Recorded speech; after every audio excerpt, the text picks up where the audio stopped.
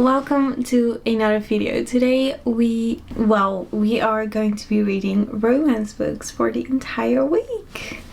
So I have 3 books here that I would really like to get into. We have Things We Never Got Over, which I have on my bookshelf forever, and I never read it because every time I looked at it I was like, why did I even decide to buy that? Because this is bad boy falls for a good girl. And I find that very cliche, but it's been on my TBR forever. I just had to read it. It's about bad boy barber Knox prefers to live his life the way he takes his coffee, alone. Unless you count his basset hound Waylon, Knox doesn't tolerate drama even when it comes in the form of a stranded runaway bride. Naomi wasn't just running away from a wedding. She was riding to the rescue of her estranged twin to knock him out, Virginia. A rough around the edges town where disputes are settled the old-fashioned way, with fist and beer. Usually in that order. Too bad for Naomi, her evil twin hasn't changed at all. After helping herself to Naomi's car and cash, Tina leaves her with something unexpected. The needs Naomi didn't know she had. Now she's stuck in town with no car, no job, no plan, and no home with an 11-year-old going on 30 to take care of. There's a reason Knox doesn't do complicated or high maintenance women, especially not the romantic ones. But since Naomi's life imploded right in front of him, the least he can do is help her out of her jam. And just as soon as she stops getting into new trouble, he can leave her alone and get back to his peaceful, solitary life. At least that's the plan until the trouble turns to real danger. It sounds intriguing whenever I'm reading the back, but I don't know, I never really liked the bad boy, good girl vibe. Is this lighting just like horrendous? We're making it cozy again. I have no idea why this man is a bad boy, if he's just on his own. But yeah, I'm gonna be reading this. I'm a little bit intrigued about the evil twin part.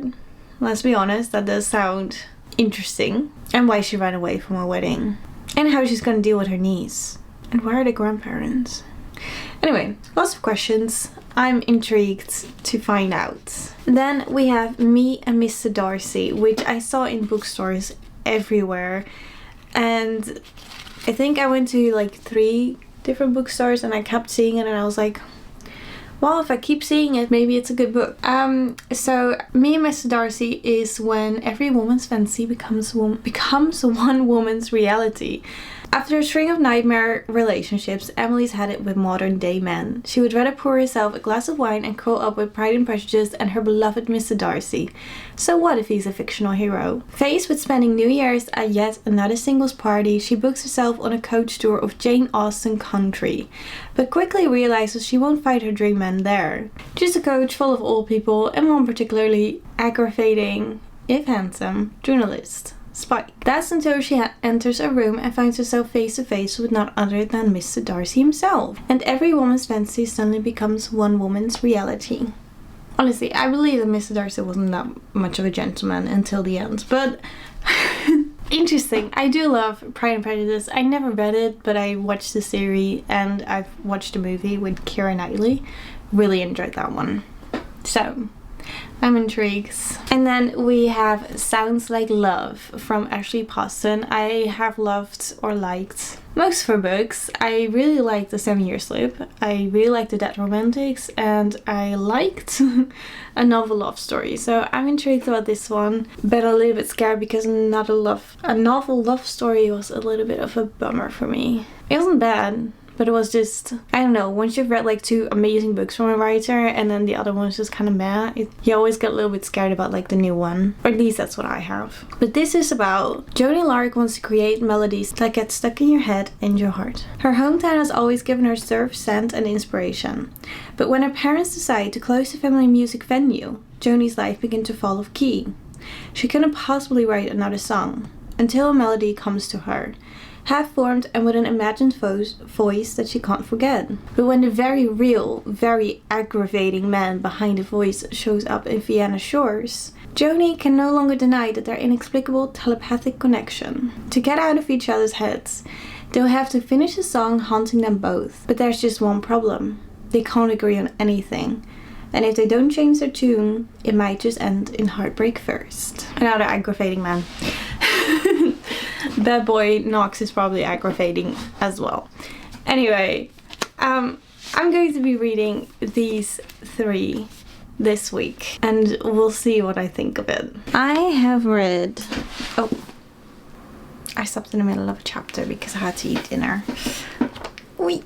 I'm at chapter 29 on page 262. I don't know what to think. Yeah. I'm pretty much halfway in the book. I actually don't know what to say. Like, what? I'm liking this. Yes, I am. I think so far, with how thick this book is, 500 something pages, so far I have not felt bored at all, which is a good sign. I really like Knox. I like Naomi. I like that they really hate each other, but they're attracted to each other. Now I do have to say, I'm halfway in this book and I've already read 2 spy scenes, which is fine, but in my head, I don't know why, but I thought it was young adults. But obviously with the spies that I just read, that's not a young adult. So that must have been just wrong in my head. I don't know. Like I said, I'm not bored at all. I find it entertaining. I find the relationship funny. I find it funny how they're just constantly bickering, and at the moment I'm at the part where, you know, they were going to have a first time and last, and then her parents came in and just became like a very extremely uncomfortable situation that I was like, of course everyone is coming at her house when she just had her first time with the boy, with the men that she doesn't like and she hates, and the men who hates her, and of course her parents are standing outside of the door, and of course the caseworker is at the door. I mean, that just felt a little bit overdone, but funny. I was smiling, I was laughing a little bit. I was like, oh my god, this is so uncomfortable. So, did like that, but I was a bit like, of course. There are just a lot of awkward moments that is supposed to be funny, obviously, to read about, but I don't know, I find them too obvious to read. And there are some things in it that I'm like, do I like this? He owns a bar, he owns multiple things. He's pretty much a billionaire. It's pretty much like a very rich man, and he buys everything for her because she's tight on money right now, and he doesn't want her to be moaning about everything, and she's so needy, but then he pays everything for her, and I'm just like, you make her needy because she did not ask for any of that. She just said, I do not have a phone and I will get the money for it. I just have to wait for a little bit. But he's like, that's not responsible and all of that. And he makes her sound needy when she's totally not needy. She's literally just like living her life and dealing with everything that she, you know, that she just got on her plate because her sister left her with this niece and she needs a home. She doesn't have a job. She just ran away from her wedding. She's scared that her fiance is doing some stuff, is gonna follow her, is gonna make her, I don't know. But that's not even like the main thing. Her main thing is just literally like to be the best person she can be for her niece, like the best parent. But not, well, no, she just really wants to be a parent because she knows that Tina, her twin sister, has never been a good person. So definitely will not be a good mom. I really, really like that. I didn't expect myself to like it as much, but I really like how she's trying to get on with her niece, tries to get to like her, tries to do stuff, but still be strict as like a parent should be. But right now I'm just at the part where he's like they're kind of fake dating because her parents walked in on her. Do I make sense in this whole speech? Probably not. I'm literally all over the place because I'm like, oh, this was funny, that was funny, or that wasn't, or that was too much. But that's just kind of what this book gives me. Like, I'm all over the place. Like, I'm liking it, and then I'm like, and I'm liking it, and I'm like laughing and giggling, and I'm like, ugh. I don't know, guys. I do not know. I'm enjoying it. You know what? I'm not hating it. This is pretty good. There were some kinks in this that I was like, ugh, really? Like, there were some, mainly in like the men's POV, I felt like that was just like so, I don't know. I'm just rolling my eyes even thinking about it, because at some point it said Naomi was crying, and it was talking about like, I was looking around for tissues, but I'm a man, so obviously I didn't have any. I was like, what? that's weird. Like, why do we need to have that sentence thrown in there? We could have gone without that. That kind of made me annoyed. Also, I still have no idea why he's such a bad man. Like, he's supposed to be the bad boy in this book, and I'm like, it's not that bad. I mean, the only person he really fought is his brother. Then he beat up her ex-fiance, because he came in talking all grossly and stuff. Like, also that part I also didn't like. I felt like that was such a, and like he literally said, I swear, he literally said, I miss you doing my laundry. He said that out loud to her. Like, that was so stupid to read.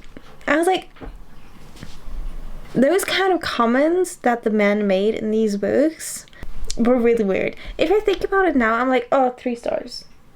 That was disgusting. But I love Naomi. I love the whole storyline with Tina, and it even got a little bit, I mean, not scary, but like they got abandoned. No, they got kidnapped and taken by her evil twin sister, and then the evil twin sister was like being, I don't know, in the end they helped her, I think.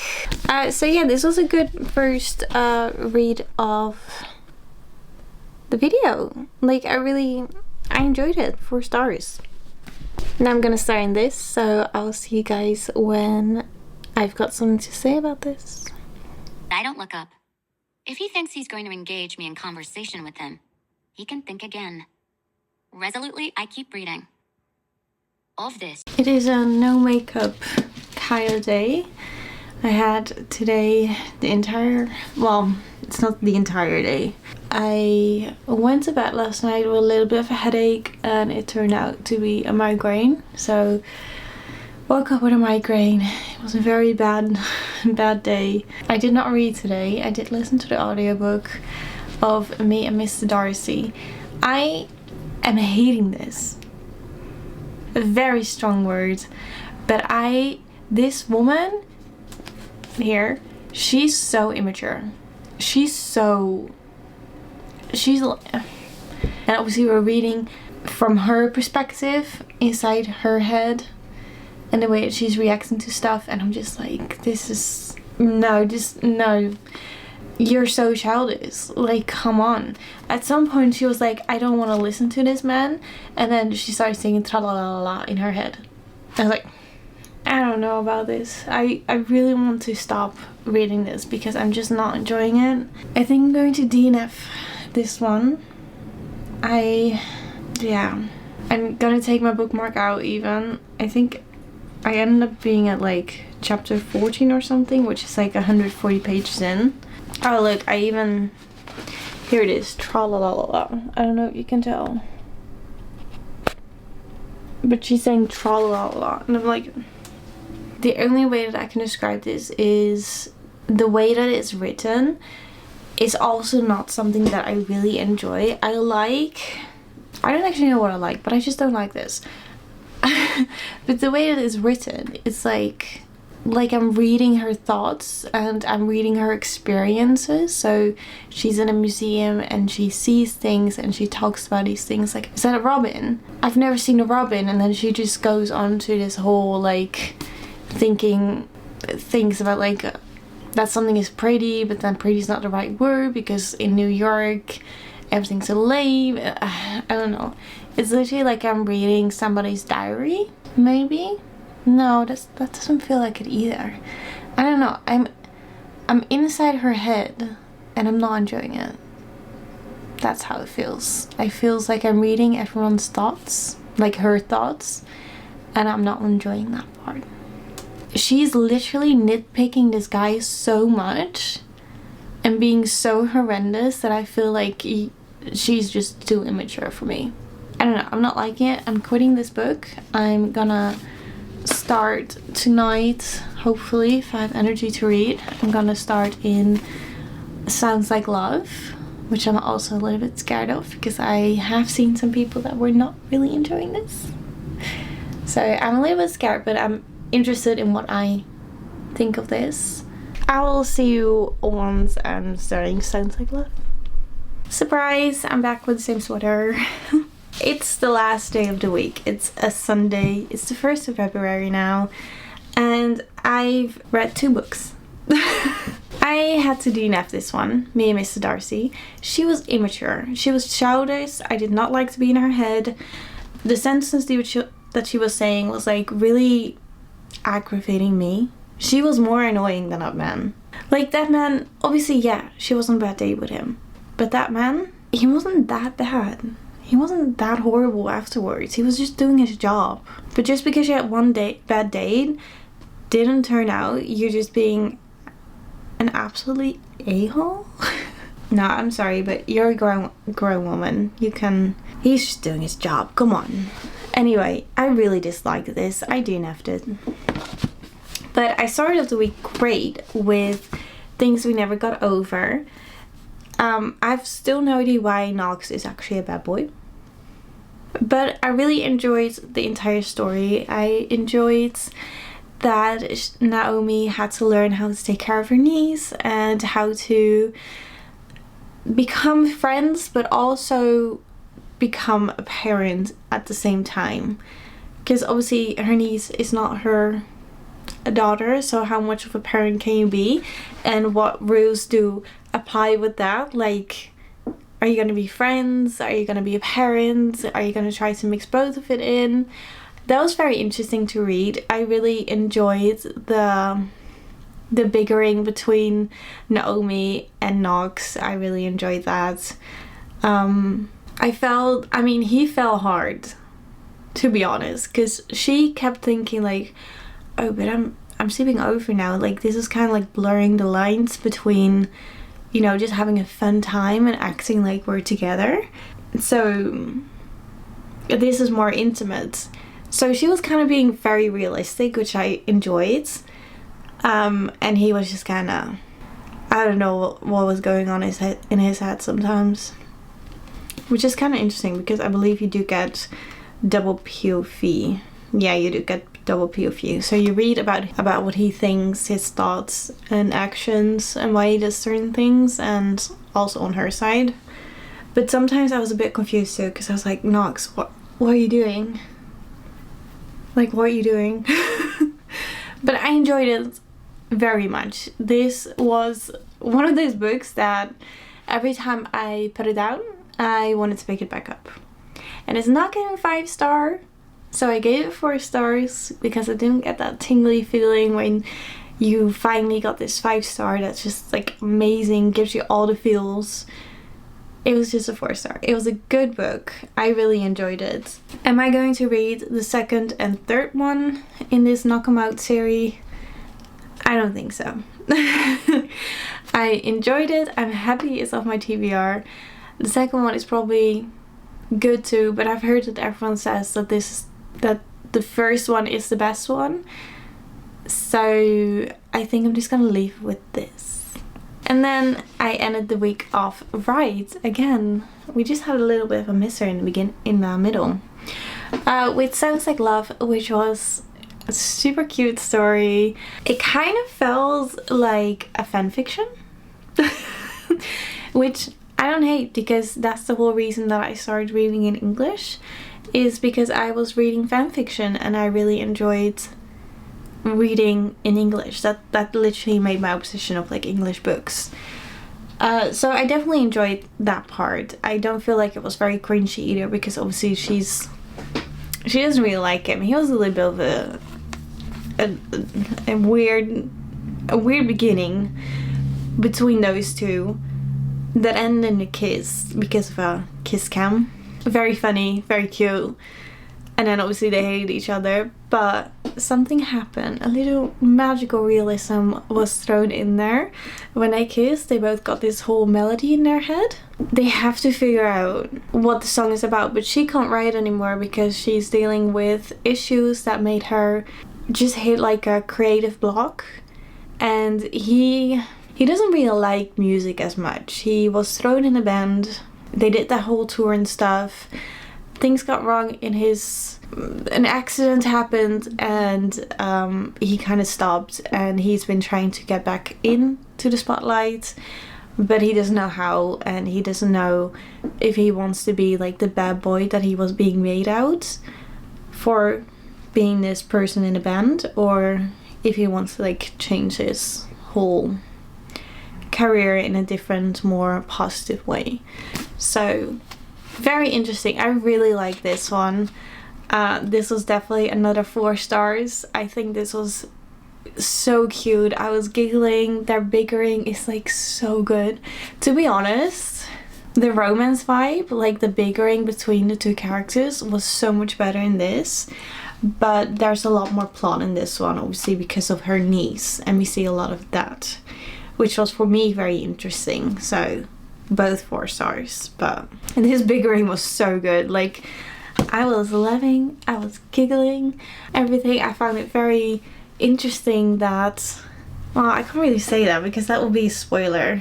But anyway, I didn't mind the miscommunication at the end. I did not mind that because I understood it. I understood that. Yeah, this was good. This was really good. 2 very good ones and a DNF.